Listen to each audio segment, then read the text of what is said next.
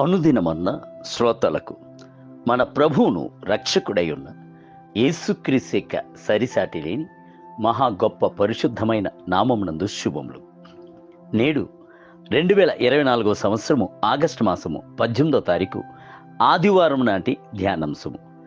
ఆశ్చర్యమైన సంగతులను చూచునట్లు తెరిచెను.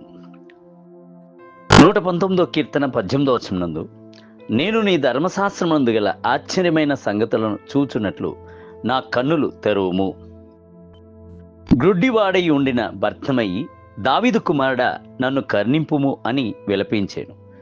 అతని యొక్క ఉద్దేశము తన కన్నులు తెరవబడి యేసును చూడవలెను అనియు ఆయన వెంట వెళ్ళవలను అనుటే ఉండెను.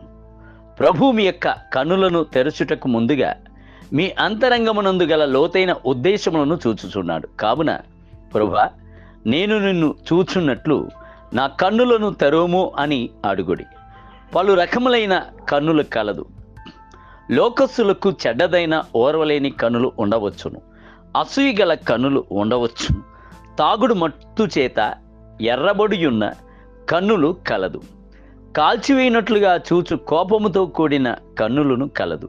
అయితే క్రీస్తును చూచేటువంటి తేజోమయమైన కన్నులే మనకు కావలను. ప్రకాశింపబడిన మనోనేత్రములు కావలను. కలలను దర్శనములను చూచేటువంటి విశ్వాసపు కన్నులు కావలను. దావీదు రాజు మరొక శ్రేష్టమైన కన్నుల కొరకు ప్రార్థించను. అది ధర్మశాస్త్రమునందు గల ఆశ్చర్యమైన సంగతులను చూచేటువంటి కన్నులు. 119వ కీర్తన 18వ వచనం. సాధారణముగా పై తేటగా బైబిల్ గ్రంథమును చదివి వెళ్ళుచున్నవారు అందులోని గల గూఢమైన సంగతులను తెలుసుకొనలేరు. వారు చదువుచున్నప్పుడల్లా గడ్డి యొక్క అంచులను మేయుచున్నట్లుగా ఉండును. లేఖన గ్రంథం యొక్క ప్రత్యక్షతలు, బైబిల్ గ్రంథము ముందు గల గూఢమైన సంగతులు తెలుసుకున్న వల్లంటే కన్నులను తెరచి లేఖన వాక్యమును ధ్యానించి లోతులోనికి వెళ్ళవలను. బైబిల్ గ్రంథమును రాసిన పరిశుద్ధాత్ముని యొక్క సహాయముతో లేఖన గ్రంథములోనికి వెళ్ళినట్లయితే ప్రతి ఒక్క లేఖన వాక్యమును వజ్రపు స్వరంగమునందు లభించుచున్న అమూల్యమైన మాణిక్యపు రాలవలే ఉండును. మీ యొక్క హృదయపు కన్నులు, మనోనేత్రములు గ్రహించుకొనగలిగిన జ్ఞానపు కనులు తెరవబడును. ఆనాడు లూదియా పౌలు చెప్పుచున్న వాటిని గమనించున్నట్లుగా ప్రభు ఆమె హృదయమును తెరచెను. అపోస్తల కార్యం 16వ అధ్యాయం 14వ వచనం.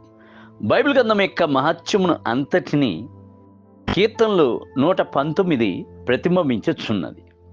బైబిల్ గ్రంథమునందు మిగుల పొడవైన కీర్తనయు అధ్యాయమును ఇదియే. ఇందులో మొత్తం 176 వచనములు ఉన్నాయి.